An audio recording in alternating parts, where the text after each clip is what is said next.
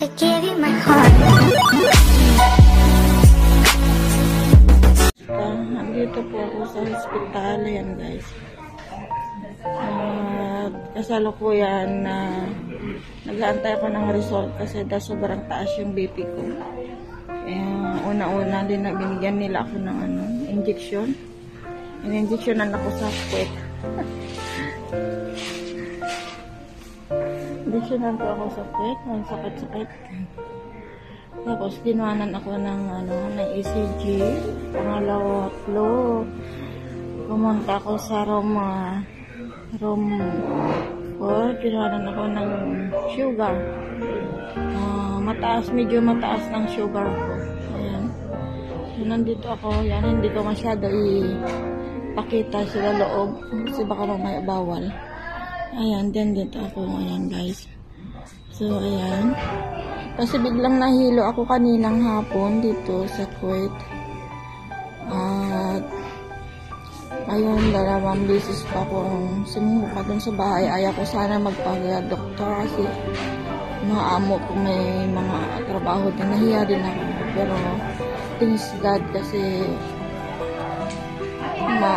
hindi ako pinabay ng mga amo ko. Pinilit nila akong dalhin dito sa doktor. So may pasok pa yung amo kong lalaki. So nandito ako. Tapos ko ng inject na ECG. Ay una-una pala kinunan ako ng x-ray. Tapos kinanan ako ng ECG. Kinanan ako ng sugar ko. Tapos nandito pinainom ako ng in-inject pa pala ako. In-injectionan ako. Tapos ECG. Ayan, ang gulo. Ang gulo. Kasi nahihilo ako. So nandito ako nakahiga. Umiga ako kasi nahihilo ako. Nakatapos ko lang ng suka. Sorry sa ang dami. Buti mababait yung mga amo. Ay, yung nurse dito. Sabi niya, don't worry daw.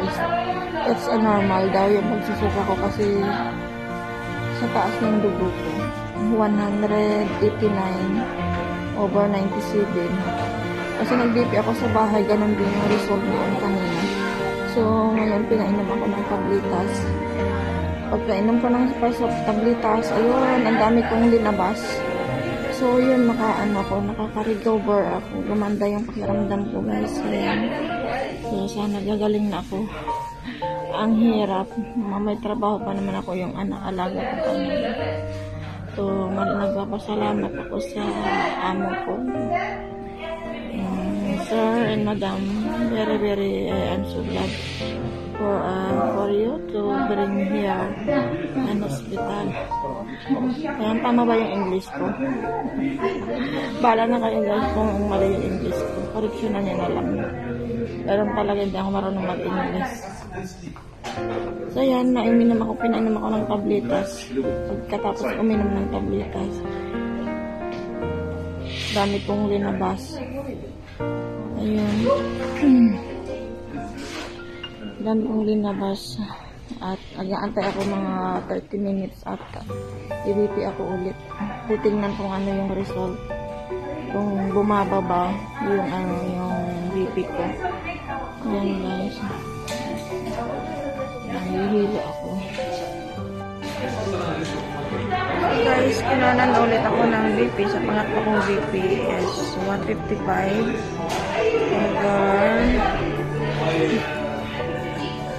over 92. Una-una kanina 189/80. Tapos yung pangalawa kong BP naging 140/8. 140/80 ba yun kanina? Kalimutan ko tuloy. Tapos yung pangatlong BP ko is 155/90 ulit. Medyo tumaas siya ng konti. Pero sabi ng nurse is normal lang naman daw. So sana thanks God na mag-okay na ako. Ito talaga yung mulat sa pool, hindi ako nakakaranas ng mga ganito. Pangalawang admit ko na sa doktor ng ganito. So Kailangan na mag-retire. Senior citizen. Ayan guys, so ito. Inantay ko na lang yung result. I-BP pa ko isa. Kung okay na, nung bumaba ulit. Balik na ako sa doktor ko at makakauwi na. So, ayan guys, marami. Thank you. Thanks God na naging okay na yung resulta. So, maging okay na yung resulta. Ayan. Hirap. Sobrang kanina. Ayaw ko sana kanina magpadala dito sa doktor. Talagang pinilit ako ng amo ko na pupunta dito kasi ayaw ko yung ma-injectionan. Na-injectionan talaga ako kasi one time before kasi nung una-una kong in-admit na naman last year. Inallergy pa naman ako. Inallergy ako ng gamot kaya medyo may takaba na ako na sa pagdating sa mga inject.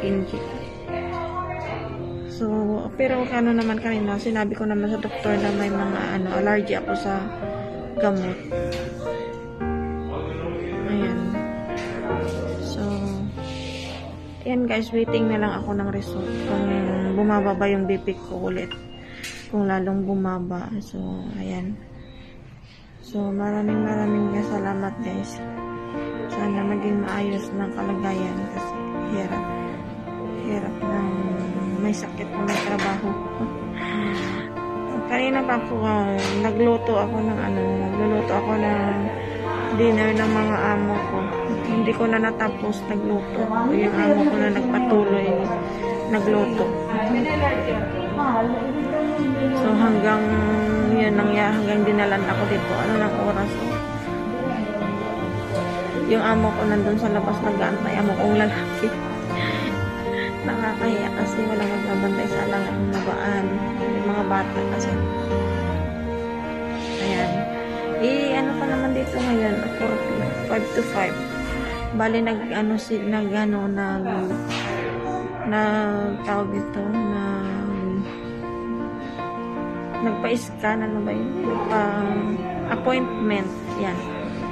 Tapos, papakita lang doon sa guard. I-scan nila yun, titingnan nila. Papasok ka na. Buti konti lang ang tao dati. Ang dami-daming tao dito. So, parang limitado na lang ngayon ang pumapasok. Kasi, walang mga bisita. Yung kasama mo sa labas lang, ikaw mag-isa sa taas. Buti, hindi masusulit yung mga nurse, mga Indian. Yung nag-a-assist sa akin dito. So, maraming salamat. Nahiya naman ako kuhanan ko sila ng picture.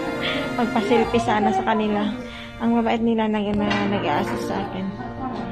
Ayan. So, ayan guys. Ingat lang tayo lagi sa ating hindi sana kahit anong ingat natin kung dadating talaga at tapuan ka ng karamdaman, hindi natin maiwasan. Ayan. So guys, dasal lang talaga para sa mga pangarap, makaipon-ipon at makauwi, makapurgod na.